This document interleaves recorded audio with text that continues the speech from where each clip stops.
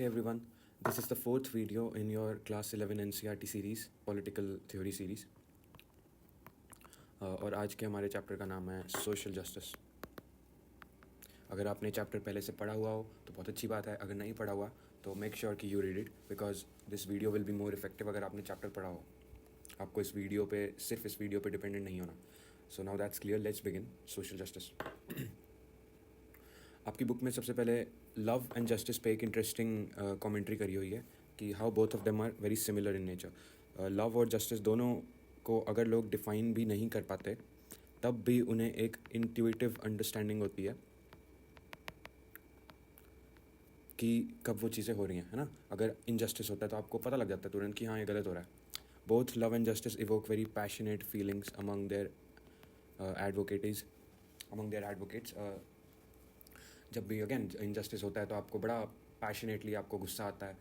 जब सबको अपने लिए जस्टिस चाहिए होता है, सब चाहते हैं कि जस्ट लाइक लव जस्टिस भी सबको अट्रैक्टिव लगता है कि हाँ जस्टिस होना चाहिए.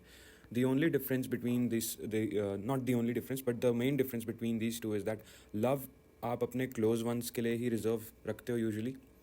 Justice on the other hand society को कंसर्न करता है.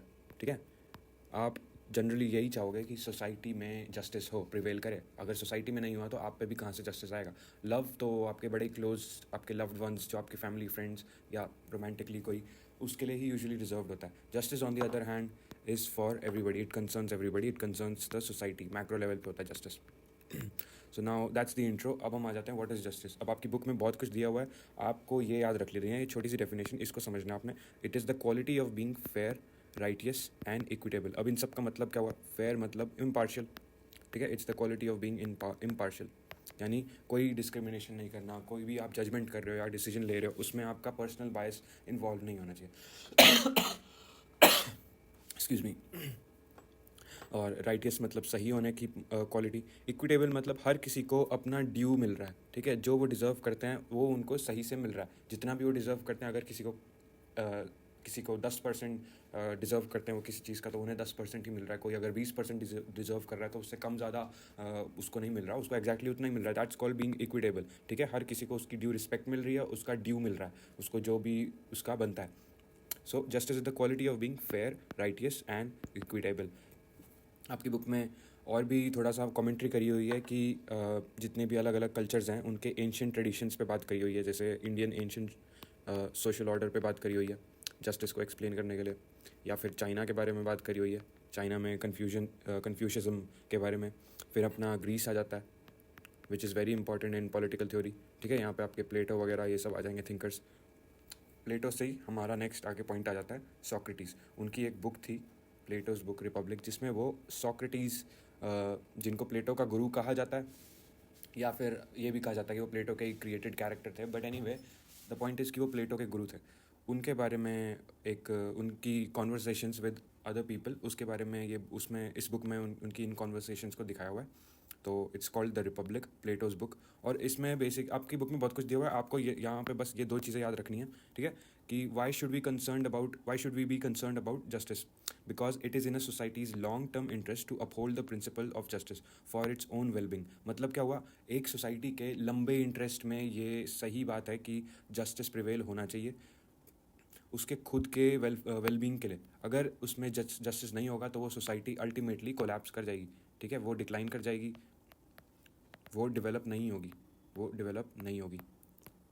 तो that's why justice is important for a society. Next हमारा पॉइंट है, if everyone were to be unjust then nobody could be sure of benefiting from injustice and everyone were likely to be get harmed. अब ये आपके Socrates से related है कि उन्होंने ये कंक्लूजन दिया था कि अगर हर कोई अनजस्ट होने लगा, हर कोई अपने मन की करने लगा, जस्टिस को कोई भी उसकी केयर नहीं करता, तो फिर क्या होगा? कोई भी फिर आपको nobody could be sure of benefiting from injustice. जब हर कोई अनजस्ट होने लगा फिर तो आपको श्योरिटी रहेगी ही नहीं कि मैं इनजस्टिस से बेनिफिट कर सकता हूँ. क्योंकि इनजस्टिस से आप बेनिफिट कब करते हो? इनजस्टिस से आप बेनिफिट तब करते हो जब आप जस्टिस के सिस्टम को एक्सप्लॉइट करते हो, उसका मिसयूज़ करते हो. ठीक है, जब जस्टिस होना चाहिए और फिर वहाँ पे आपने गड़बड़ कर दी, वहाँ पे इनजस्टिस से फ़ायदा उठा लिया, तभी तो आप अपना एक आपको श्योरिटी रहती है कि आपने सिस्टम को कैसे करप्ट करके थोड़ा सा अपने लिए फ़ायदा कर लिया। बट अगर हर कोई ऐसा करने लगा तो फिर तो कुछ बचेगा ही नहीं, फिर तो हर कोई अपने हिसाब से अपना फ़ायदा देख रहा है। तो यानी आप जिस पे इनजस्टिस अपना अप्लाई कर रहे हो, वो भी इन रिटर्न आप पे समाउ इनजस्टिस अप्लाई करेगा, और आपको क्या गारंटी रहेगी कि फिर आपको बेनिफिट आएगा उतना। हर कोई ऐसे करने लग जाएगा, फिर तो किसी को भी कुछ भी खुशी नहीं आएगी सोसाइटी में, कुछ भी सही नहीं होगा, और हर कोई इन द प्रोसेस हार्म हो जाएगा, हर किसी को चोट आएगी, and the society will go down. This is given in your plateaus book the Republic. इतना आपको याद रखना है, बाकी बुक में आप बहुत कुछ दिया हुआ है, उस सब में ज़्यादा इन्वॉल्व नहीं होना, कंफ्यूज नहीं होना। नेक्स्ट हमारा एक और पॉइंट आ जाता है इमैनुअल कांट। ये जर्मन फिलोसोफर थे, ये एक बड़ी फेमस फिलोसोफर। इन्होंने एक ये पॉइंट, ये जस्टिस की डेफिनेशन इन्होंने इसको ऐसे एक्सप्लेन करा है कि human beings possess dignity. Dignity मतलब सेल्फ रिस्पेक्ट, ठीक है, हर किसी की एक सेल्फ रिस्पेक्ट होती है, एक इनहेरेंट सेल्फ रिस्पेक्ट होती है अपने आप में। Granting dignity to all humans would mean each one of them gets due and equal consideration. मतलब हर किसी की डिग्निटी होती है, हर एक इंसान की, और आपने जब उसको रिकग्नाइज कर लिया, आपने उसे उनको डिग्निटी ग्रांट कर दी, तो फिर हर किसी को मौका मिलेगा अपना ड्यू एंड इक्वल कंसिडरेशन लेने का, अपना जो भी टैलेंट्स हैं, उनके नेचुरल स्किल्स है, वो सब को अपना डेवलप करने का एक इक्वल मौका मिलेगा। जो भी वो डिजर्व करते हैं उन सबको इक्वली वो मिलेगा, ठीक है। ये इनकी जस्टिस की एक्सप्लेनेशन थी। नेक्स्ट हम आ जाएंगे इस पे 3 principles of justice. Now first point इसमें आ जाएगा हमारा इक्वल ट्रीटमेंट फॉर इक्वल्स। अब इसका मतलब क्या हुआ? All individuals share certain traits as human beings, therefore they deserve equal rights and equal treatment. हमने पहले वाले चैप्टर में, चैप्टर नंबर 3 इक्वालिटी वाला चैप्टर, अगर वो नहीं देखा है तो जाके देख लो उसको, उसमें हमने एक पॉइंट की बात करी थी कि बियॉन्ड ऑल डिफरेंसेस, ठीक है, beyond all the differences of human beings there lies एक उनकी एक common humanity, common human heritage उनका, ठीक है, जो कि उनको सेम बनाता है। They share certain traits as human beings. उनके डिफरेंसेस चाहे कैसे भी हो, कलर के, caste, race, ethnic group, nationality, region, religion, जो भी उनको अलग अलग एक दूसरे से अलग बनाता है, बट उनको यूनाइट क्या करता है, उनको एक दूसरे से जोड़ता क्या है? Those are their common human characteristics, ठीक है। यानी आपको उनके बेसिस पे उन्हें इक्वल्स की तरह ट्रीट करना चाहिए। वो आपको जो भी उनके वो डिफरेंसेस है, उन सब के बियॉन्ड आपको देखना चाहिए, और उनको इक्वल ट्रीटमेंट और इक्वल राइट्स आपको ग्रांट करने चाहिए। This is what this point means, equal treatment for equals. Next हमारा आ जाएगा proportionate justice. Now what does proportionate justice mean? Reward and punishment in proportion to the effort and severity of actions respectively. अब justice society में prevail कराया जाएगा equal treatment से, ये तो हमने बात कर ली, बट उसके अलावा भी तो हमें कुछ चीज़ें करनी होंगी ना। Equal treatment is not the only thing, it's not the only thing. वो सिर्फ वो एक चीज़ नहीं है जिससे आप सोसाइटी में जस्टिस को एग्जिस्ट करवा रहे हो। सिर्फ इक्वल ट्रीटमेंट से जस्टिस नहीं प्रिवेल करेगा, आपको थोड़ा और भी चीज़ें करनी होंगी। फॉर एग्जांपल, अगर आपके क्लास में ये आपने एग्ज़ाम दिया कोई, ठीक है, बड़ी मेहनत करी थी ढेर सारे लोगों ने एग्ज़ाम के लिए, अब रिज़ल्ट आने का दिन है, और रिज़ल्ट के दिन आपको पता लगता है कि यार सबको 100 में से 50 नंबर मिल रहे हैं, पास हो रहे हैं सारे लोग, ठीक है, और बस सबको इक्वली 50 नंबर मिल रहे हैं। अब जिन स्टूडेंट्स ने मेहनत करी थी, जो कि बड़ा हार्ड वर्क करके पढ़ के आए थे, उनको ये अनफेयर लगेगा, है ना। वो एक्सपेक्ट कर रहे थे कि उनके तो 80-90 नंबर आएंगे, बट उनको मिल रहे हैं 50। जिन स्टूडेंट्स ने कुछ भी नहीं करा था, उनको बड़ा अच्छा लगेगा कि वाह, हमने तो कुछ भी नहीं करा और स्टिल हमें 50 नंबर मिल गए। तो ये अनफेयर हुआ ना, ये दिस इज़ कॉल्ड इनजस्टिस, ठीक है। इसमें ढेर सारे लोगों को गुस्सा आएगा, ढेर सारे लोगों को अच्छा भी लगेगा, बट सब लोग इक्वली ये रिकग्नाइज ज़रूर करेंगे कि ये फेयर नहीं हुआ, यहाँ पे जो हुआ दैट वाज नॉट फेयर, उस एग्जांपल में जो भी हुआ। सो रिवॉर्ड्स एंड पनिशमेंट ये आपके एक्शंस के प्रोपोर्शन में होनी चाहिए ना। अगर आपने जैसा परफॉर्म करा है, आपको उस हिसाब से रिवॉर्ड मिलना चाहिए। अगर कोई टॉप मार रहा है तो उसको अलग से सर्टिफिकेट फर्स्ट आने का या ऐसा कुछ भी उसको मेडल मिल रहा है, तो वो उसी को मिल रहा है क्योंकि उन्होंने फर्स्ट पोजीशन हासिल करी। आप जो 10th आ रहा है, जो टॉप 15 में, मतलब जो फेल हो रहा है, उसको थोड़ी ना आप सेम ट्रीटमेंट दे सकते हो, उसको आप फर्स्ट आने का सर्टिफिकेट नहीं दे सकते ना। So that's what that means. Now punishment. अब पनिशमेंट, अगर कोई बहुत ही गलत एक्शन कर रहा है, उसकी सज़ा हर किसी को मिल रही है आपकी क्लास में, वो भी अनफेयर हो जाएगा, that would be unfair, right. क्योंकि बाकियों ने तो कुछ करा नहीं, एक इंसान की गलती को सारों को सज़ा देने का इसका कोई मतलब थोड़ी ना होगा ना, तो आपको वहाँ पे इनजस्टिस लगेगा। तो आपको ये भी एक सोसाइटी में आपको प्रमोट करना होता है जस्टिस। अगर आपको प्रिवेल करवाना है तो सिर्फ इक्वल ट्रीटमेंट से काम नहीं चलेगा, आपको रिवॉर्ड और पनिशमेंट को भी एक्शंस के हिसाब से करवाना चाहिए, not on the basis of their colour, caste, वो सब के बेसिस पे नहीं, उनकी क्लास क्या है इस सब के बेसिस पे नहीं, उन्होंने एक्शंस क्या परफॉर्म करे, उनकी क्वालिटीज़, उनके मेरिट के बेसिस पे उन्होंने कैसा उनके एक्शंस ने कैसा बेसिकली परफॉर्मेंस दिखाया, उसके बेसिस पे आपको जस्टिस देना चाहिए। थर्ड हमारा पॉइंट आ जाएगा इसमें, रिकग्निशन ऑफ स्पेशल नीड्स। अब इसमें क्या बात आती है, for equal treatment to take place a default need arises of equalising the pre existing unequals. अब इसका मतलब क्या हुआ, अब आपको इक्वल ट्रीटमेंट तो करना है। इक्वल ट्रीटमेंट कब होगा, जब आपकी सारी पोजीशन सेम बेस लाइन पे होंगी, है ना, तभी तो आप उन सबको इक्वल ट्रीटमेंट दे सकते हो। अगर आपका बेस लाइन ही इक्वल नहीं है, कोई इधर है, कोई इधर है, कोई इधर है, कोई इधर है, कोई इधर है, फिर आप इनको इक्वल ट्रीटमेंट कैसे दे सकते हो, नहीं दे सकते, ये तो अनइक्वल हो गया, ये सेम बेस लाइन पे नहीं है ये, ठीक है। तो आपको पहले उन डिफरेंसेस को हटा के उन अनइक्वल्स को, वो जो इनइक्वालिटी पहले से एग्जिस्ट करती है, जैसे हमने लास्ट चैप्टर में बात करा था, ठीक है, उसमें हमने जैसे बात करी थी, जो पहले से इनइक्वालिटी एग्जिस्ट करती है आपको उसको भी तो हटाना पड़ेगा ना, तभी जाके तो आप इक्वल ट्रीटमेंट को प्रमोट कर पाओगे। अगर पहले से ही डिफरेंसेस हैं उनमें, तो फिर आप इनको इक्वल ट्रीटमेंट कैसे दे पाओगे। फॉर एग्जाम्पल, आपने 10 लोग उठाए और उनको आपने सर्टेन एक्टिविटी करवाई जिसके बेसिस पे आप उनको रिवॉर्ड और पनिशमेंट दोगे। अब उस केस में आप ऐसा थोड़ी ना कर सकते हो कि आप उनका बैकग्राउंड नहीं चेक करो, ठीक है। अब उस बैकग्राउंड में सपोज करो आपने रेस करवाई, उस रेस में जो फर्स्ट आएगा उसको बहुत सारे पैसे मिलेंगे और जो फेल हो जाएगा उसको जेल की सज़ा।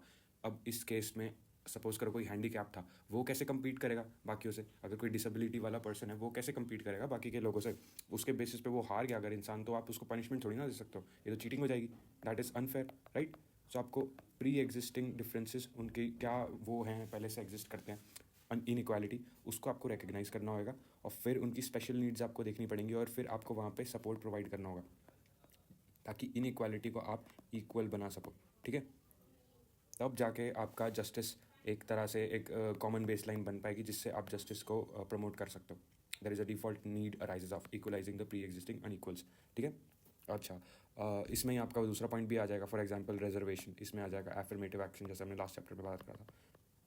सोशल डिस्क्रिमिनेशन एग्जिस्ट करता है, अगर अगर वो हमेशा से कास्ट बेस्ड डिस्क्रिमिनेशन, उसकी सिचुएशन बहुत अलग होगी जिसने कभी ऐसा एक्सपीरियंस ना करा हो, चाहे वो प्रिविलेज्ड है ना हो, बट अगर उसको सोशल डिस्क्रिमिनेशन हमेशा से फेस करता आया वो इंसान, तो फिर वो उसका बड़ा ही अलग सिचुएशन होगा, आपको इसलिए थोड़ा सपोर्ट प्रोवाइड करना होगा। सो रिकग्नाइजिंग ऑफ स्पेशल नीड्स। अब इस सब को मिलाकर, इन 3 पॉइंट्स को मिलाकर हमारा आता है यहाँ पे कॉन्सेप्ट जस्ट डिस्ट्रीब्यूशन का, ठीक है। एक गवर्नमेंट का काम क्या होता है, आइडियली एक अच्छी गवर्नमेंट का काम होता है इन तीनों पिलर्स को इम्प्लीमेंट करना, सोशल जस्टिस को प्रमोट करना और इनइक्वालिटी को दूर करना, ठीक है। उसमें क्या आ जाएगा आपका, ये just distribution of what, of goods and resources, goods and resources, उनका जस्ट डिस्ट्रीब्यूशन होना चाहिए, ठीक है। अगर वो कुछ प्रिविलेज सेक्शंस ऑफ सोसाइटी को ढेर सारा गुड्स एंड रिसोर्सेज के ऊपर उनकी मोनोपोली है या उन्होंने एक्वायर करा हुआ है, तो उनसे लेकर उनको देना जो कि उनकी ज़रूरत उनको जिनको ज़्यादा है, डिसएडवांटेज ग्रुप्स को, ठीक है, पिछड़े वर्गों को, तो उसे हम बोलेंगे just distribution of goods and resources. यहाँ पे आपके 3 प्रिंसिपल्स ऑफ जस्टिस इंप्लीमेंट हो रहे हैं एक आइडियल सिचुएशन में।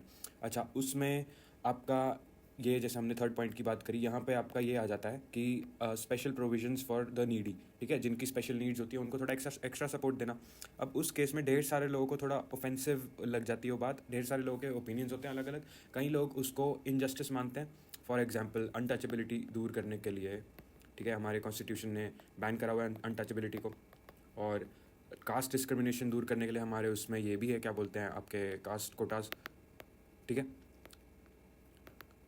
ये है।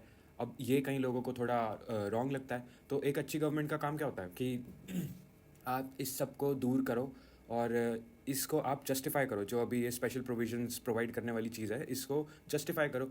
अब जस्टिफाई कैसे करेंगे हम, क्योंकि ढेर सारे लोगों को लगता है कि ये डिसएडवांटेज जितने भी ग्रुप्स होते हैं उनकी हेल्प करना, डिसएडवांटेज ग्रुप्स जो होते हैं उनकी हेल्प करना इज़ रॉन्ग उनके हिसाब से, कि वो इनजस्टिस हो जाएगा। अब उसको हम जस्टिफाई कैसे करें, उसको हम जस्टिफाई ऐसे कर सकते हैं जिससे हमारा हम अपने we move on to our next point, John Rawls theory of justice, ठीक है। कैसे लीस्ट एडवांटेज्ड ग्रुप या फिर मोस्ट डिसएडवांटेज ग्रुप्स को आप स्पेशल हेल्प प्रोवाइड करने को जस्टिफाई कर सकते हो, लॉजिकली उसको एक्सप्लेन कैसे कर सकते हो, ठीक है। यहाँ पे हमारी आ जाती है John Rawls theory of justice. अब इन फिलोसोफर का नाम रखना, he was an American philosopher, इन्होंने पॉलिटिकल साइंस में बहुत हाई लेवल का कंट्रीब्यूशन दिया हुआ है। Some people even equate him to Plato and Aristotle, मतलब इतना हाई लेवल है इन भाई साहब का। He was an American political philosopher, not political philosopher but philosopher in general. तो इन्होंने ये दी हुई है थ्योरी ऑफ जस्टिस, और ये आपके हमेशा आगे काम आएगा अगर आप पॉलिटिकल साइंस आगे पढ़ोगे, ये बहुत ही इंटरेस्टिंग कॉन्सेप्ट है। सो हम इसको अभी पढ़ेंगे। सबसे पहले इसमें हमारा पॉइंट आ जाता है ओरिजिनल पोजीशन। एक हाइपोथेटिकल सिचुएशन लगा लो, ठीक है, हाइपोथेटिकल सिचुएशन एक, जिसमें आपकी एक ये ओरिजिनल पोजीशन एग्जिस्ट करती है जहाँ से आप सोसाइटी को व्यू कर रहे हो। अब आपको हमने एक घूंघट पहना दिया। घूंघट, वेल मतलब क्या होता है? घूंघट, ठीक है। वेल ऑफ इग्नोरेंस, इग्नोरेंस मतलब आपको कुछ पता नहीं है, कि आपको नॉलेज नहीं है किसी भी चीज़ की, आपको बस बेसिक एक नॉलेज है, बट बाकी आपको ये नहीं पता कि उस सोसाइटी में क्या पर्टिकुलर स्पेसिफिक चीज़ें हो रही हैं जिससे आप अपने हिसाब से, अपने इंटरेस्ट के हिसाब से चॉइसेस मेक कर सको, ठीक है। आपको वो कुछ नहीं पता हुआ। वाई? बिकॉज आपने वेल ऑफ इग्नोरेंस पहन रखा है, आपने घूंघट पहना हुआ है, सो कॉल्ड घूंघट, वेल ऑफ इग्नोरेंस, जिसकी वजह से आपको कुछ नहीं पता उस सोसाइटी में क्या होना है। अब आपसे ये कहा गया है कि आप कहीं भी बॉर्न हो सकते हो उस सोसाइटी में, कैसी भी सिचुएशन में आप बॉर्न हो सकते हो। आपको पॉलिसीज़ बनानी है उस सोसाइटी के लिए, आपको ऐसी पॉलिसीज़ बनानी है उस सोसाइटी के लिए जो कि आपको फ़ायदा करे। अब इस सिचुएशन में क्या होगा? आप अपनी ओरिजिनल पोजीशन से उस सोसाइटी को व्यू कर रहे हो, ठीक है। आपको पता नहीं कि आप किस साइड जाने वाले हो, आपके पास ये कोई गारंटी नहीं है कि आप अपर स्ट्रैटा ऑफ सोसाइटी में, मतलब प्रिविलेज्ड, जो कि अमीर या हायर क्लासेस, उनमें पैदा हो गए। It is not necessarily truth, ठीक है। क्या पता आप बहुत ज़्यादा गरीब पैदा हो सकते हो, क्या पता आप बहुत ही डिसएडवांटेज ग्रुप में पैदा हो सकते हो, तो वो भी हो सकता है ना। तो आपको ये नहीं पता, आपको कुछ भी नहीं पता हो क्या क्या हो सकता है। आप में भी बहुत अमीर पैदा हो जाओ, बट उसके चांसेस बड़े कम है, क्योंकि यूजुअली गरीबी ज़्यादा होती है ना। जो नॉन प्रिविलेज्ड लोग होते हैं वो ज़्यादा होते हैं, तो आप उनमें भी पैदा हो सकते हो। और आपको ये भी नहीं पता, अगर आप सबसे गरीब वाले वर्ग में पैदा हो गए फिर क्या होगा। तो that is called well of ignorance का इफेक्ट होना आप पे। अब आप अपनी ओरिजिनल पोजीशन से आपको चॉइस मेक करनी है कि उस सोसाइटी में आप पैदा हो, तो आपको उस सोसाइटी की पॉलिसीज़ क्रिएट करनी है जिससे आपको हर पोजीशन में, रिगार्डलेस ऑफ आप कहाँ भी पैदा हो रहे हो, हर पोजीशन में आपको फ़ायदा पहुँचे। अब अपर स्ट्रैटा में पैदा हो रहे हो फिर तो अलग बात है, वो तो अब तो फिर आपके लाइफ के मज़े ही मज़े हैं। बट अगर बाई चांस आप सबसे पिछड़े वर्ग में पैदा हो जाते हो, फिर पॉलिसी कैसी होनी चाहिए? आप क्या डिसीजन मेक करोगे कि पॉलिसी उस इंसान को भी एडवांटेज पहुंचाए, ठीक है।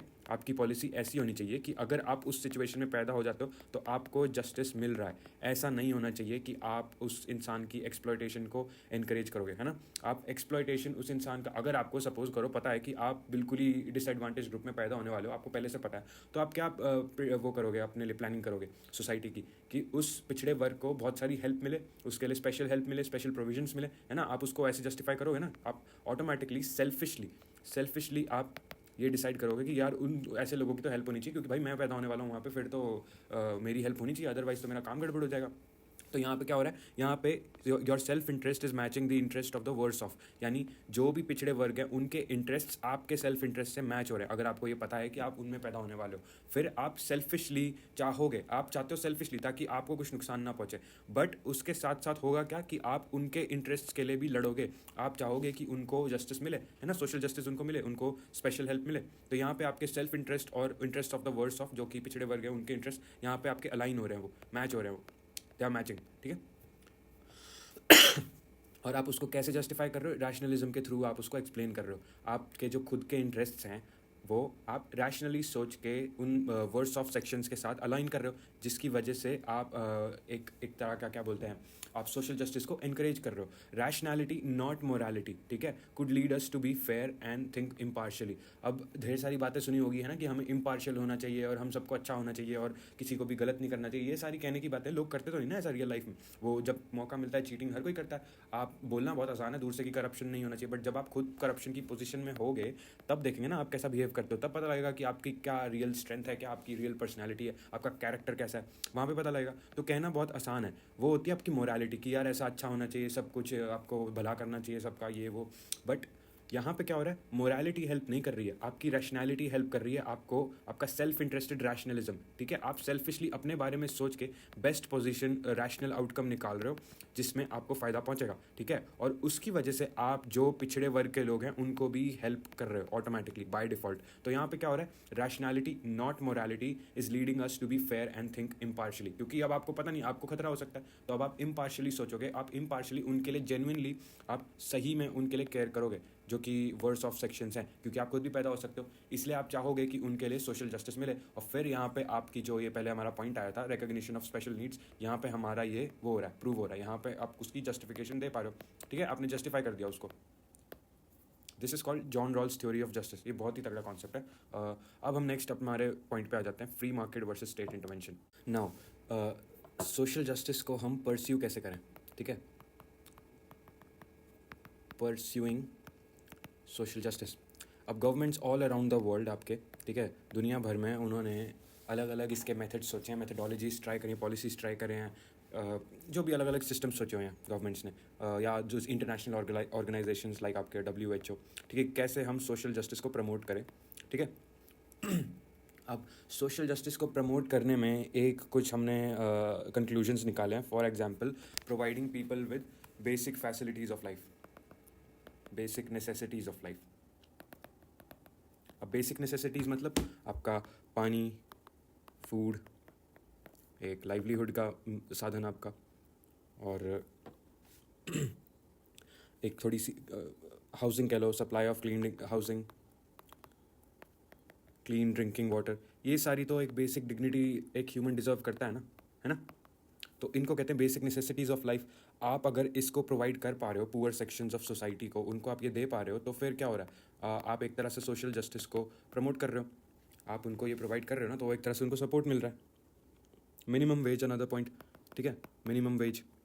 तभी तो आप एक लेवल प्लेइंग फील्ड बना पाओगे। लेवल प्लेइंग फील्ड मतलब जैसे हमने पहले बात करी थी, एक बेस लाइन सेम होनी चाहिए, तभी तो आप आगे आगे बढ़ पाओगे एज अ सोसाइटी। आपका बेस लाइन सेम होनी चाहिए, it should be a level playing field, तभी तो आपकी सोसाइटी प्रॉस्पर करेगी। That is called promoting social justice, pursuing social justice. अब इसमें हमेशा एक डिबेट आ जाती है कि आप फ्री मार्केट वाले सिस्टम के थ्रू इसको प्रमोट करो या फिर स्टेट इंटरवेंशन के थ्रू इसको प्रमोट करो, ठीक है। कुछ लोगों का मानना है कि फ्री मार्केट के थ्रू अपने आप सोशल जस्टिस प्रमोट हो जाएगा, क्योंकि उसमें सिर्फ मेरिट चलता है, ठीक है। उसमें आपका कोई भी दूसरी चीज़ें नहीं देखी जाती, आपकी कास्ट, कलर, क्रीड, रेस क्या है, ये सब नहीं देखा जाता। अगर आप में टैलेंट है, अगर आपकी स्किल्स अच्छी हैं, आप फ़ायदा कमाने में, मतलब आप अच्छा कर पा रहे हो परफॉर्म, तो आपको मार्केट रिवॉर्ड करेगी। ऐसा माना जाता है फ्री मार्केट के बारे में। सो फ्री मार्केट के बारे में, free competition to gain the greatest benefit, ये इसका एक ट्रेट है। और इसमें ये माना जाता है कि just distribution of benefits and duties, अपने हिसाब से हर कोई अपनी अपनी स्किल के हिसाब से जो उसका रिवॉर्ड एंड उसको जो भी मिलेगा वो उसकी स्किल के हिसाब से उसको मिल जाएगा। जो अच्छा परफॉर्म करेगा उसे बहुत अच्छा रिवॉर्ड मिलेगा, जो थोड़ा एवरेज परफॉर्म करेगा उसको एवरेज रिवॉर्ड मिलेगा। तो ये माना जाता है कि फ्री मार्केट अपने आप हर किसी को उनके अलॉटेड प्लेसमेंट्स, उनके अलॉटेड जगहों पे प्लेस कर देता है, ठीक है। यहाँ पे आपको कुछ ज़्यादा इसमें सोचना नहीं पड़ेगा, ऑटोमेटिक हो जाता है सिस्टम ये। अच्छा, merit and talent will be rewarded again, not incompetence. अगर आप इनकेपेबल हो, अगर आप लेज़ी हो, अगर आप इनकॉम्पिटेंट हो, ठीक है, आप इतने नहीं हो इम्प्रेसिव, आपका इतना परफॉर्मेंस आपकी अच्छी नहीं है, आप नहीं एज अ ह्यूमन रिसोर्स ज़्यादा प्रोडक्टिव नहीं हो, तो उसको रिवॉर्ड नहीं करेगी free market. Why? Because free market values talent. आप अगर अच्छा परफॉर्म कर रहे हो उसको वैल्यू करते हैं ना, तो इनकॉम्पिटेंस ऑटोमेटिकली हट जाएगी। ये फ्री मार्केट के लिए माना जाता है।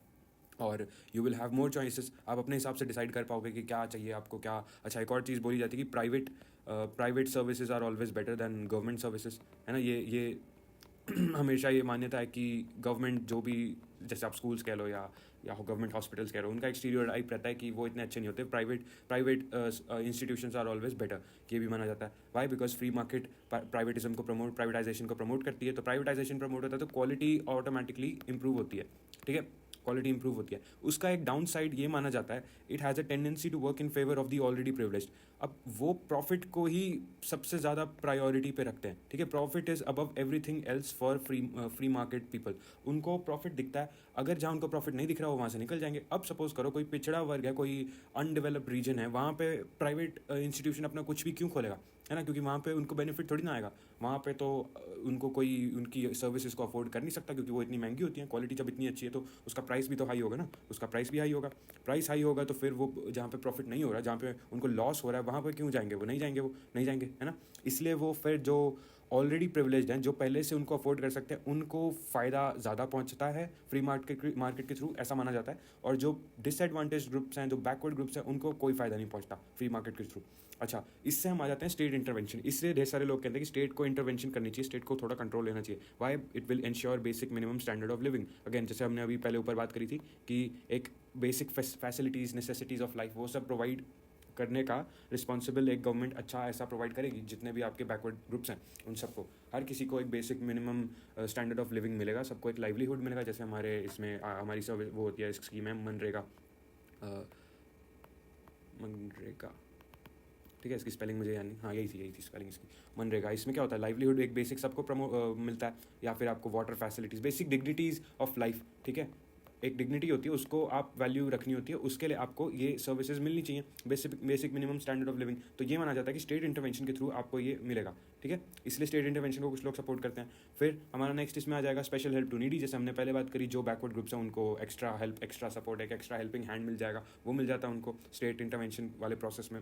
Maintaining law and regulations to ensure fair competition. अब फेयर कंपटीशन हमने फ्री मार्केट में बात तो कर लिया, but free market also promotes एक तरह का गुंडा राज, है ना, कि बस जो प्रॉफिट के हिसाब से जो फायदे में हो रहा है वो हो रहा है। अब फायदा तो आप किसी भी तरह से कर सकते हो, तो अगर इनजस्टिस होने लग गया फिर क्या करोगे आप? अगर कोई उसको अथॉरिटी हैंडल करने वाली है ही नहीं, फिर क्या करोगे आप? फिर तो आपका सीन खत्म हो जाएगा, है ना। तो एक कोई तो गवर्निंग बॉडी होनी चाहिए जो कि उस फ्री मार्केट के से भी ज़्यादा पावरफुल हो, ताकि जब वो फ्री मार्केट डाउनहिल जाए, ताकि जब वो खराब परफॉर्म, कुछ गड़बड़ होने लगे, वहाँ पे इनजस्टिस प्रमोट होने लगे, सोशल जस्टिस डिक्लाइन होने लगे, तो कोई तो है ऐसी हायर पावर जो कि उसमें थोड़ा फिक्स कर सके प्रॉब्लम को। तो ये माना जाता है कि स्टेट इंटरवेंशन वो कर सकता है। अच्छा, state intervention dilutes the private elitism so that basic facilities reach the poor and social justice is ensured. Again उसी सेम पॉइंट की तरह ये, या फिर यहाँ जो हमने बात करी थी कि जो डाइल्यूट होना क्या होता है? डाइल्यूट होना, अगर दो अलग अलग चीज़ें हैं, वो उनका जो डिस्टिंक्शन है वो हट जाता है, ठीक है, वो मिक्सअप होने लग जाते हैं, वो सेम बन जाते हैं। सपोज करो एक ये पानी का गिलास है, एक ये पानी का गिलास है, आपने इनके दोनों को मिक्स कर दिया तो वो मिक्सचर बन जाएगा एक, ठीक है, तो वो डाइल्यूट हो गया, जो भी इनकी डिस्टिंक्ट क्वालिटीज़ थी वो हट गई,